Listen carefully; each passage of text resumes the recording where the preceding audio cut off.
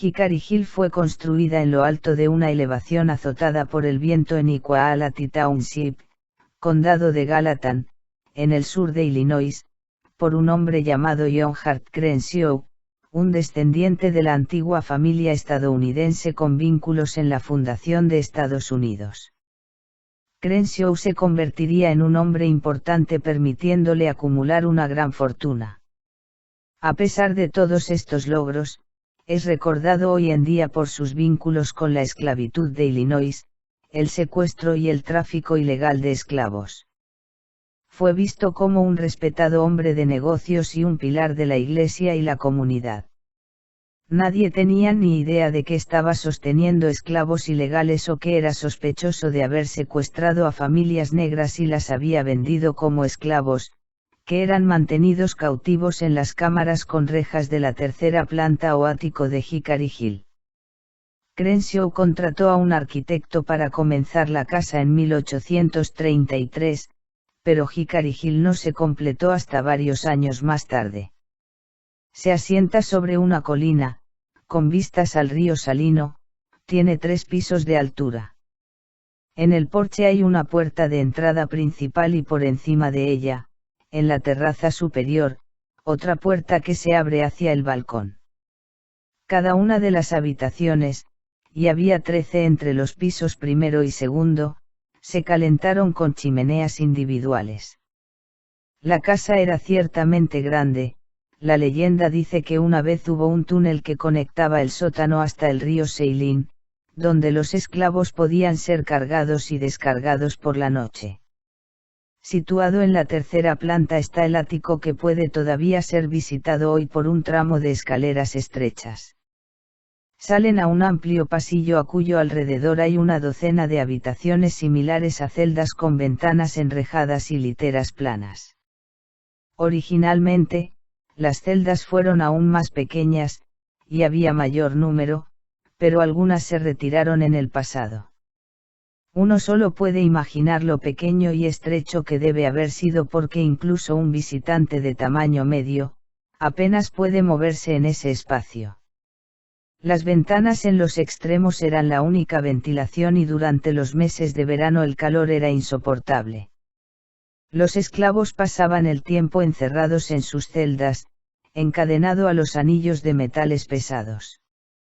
Todavía hay cicatrices en las paredes de madera y suelos, las cadenas y bolas pesadas se mantienen todavía. Después de que Crenshaw fuera acusado de secuestrar a la mujer de un negro libre y sus hijos, en 1842 comenzaron los rumores acerca de sus actividades de negocios cuestionables. Uno de sus aserraderos fue incendiado y sus participaciones empresariales comenzaron a declinar. Además de varias acciones judiciales civiles en su contra. Para empeorar las cosas, también fue atacado por uno de sus esclavos, con el resultado de la pérdida de una pierna.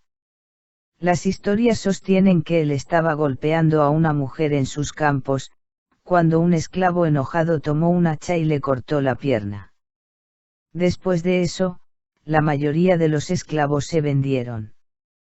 Durante la Guerra Civil, Crenshaw vendió Hickory Hill y se mudó a una nueva casa. Murió el 4 de diciembre de 1871 y fue enterrado en Hickory Hill Cemetery, un pedazo de tierra solitaria al noreste de su antigua casa. En 1906, Hickory Hill fue comprada por la familia Sisk, un descendiente de John Hart Crenshaw. En la década de 1920, los Sisks comenzaron a tener visitantes desde distintos lugares del país. Poco después de que la casa se convirtiera en una atracción turística, los visitantes empezaron a decir que cosas extrañas estaban sucediendo en el lugar. Se quejaron de ruidos extraños en el ático, sobre todo, los ruidos sonaban a gritos, gemidos y hasta el ruido de cadenas. Un número de personas habló de sentimientos incómodos en los cuartos de los esclavos como sensaciones de miedo intenso, la tristeza y de ser observado. También hablaron de escalofríos y de ser tocado por manos invisibles.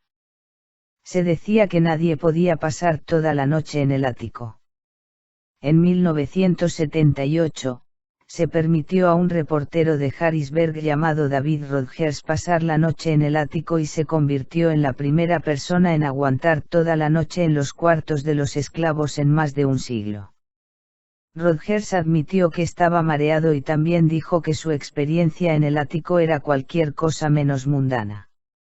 Escuchó muchos sonidos que no podía identificar y después, se descubriría que su grabadora recogió voces que él mismo no pudo oír.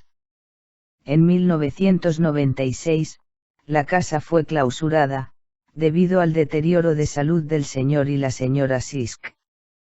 Finalmente fue adquirida por el estado de Illinois poco más de 3 años después, para abrir la casa de nuevo como un sitio histórico del estado.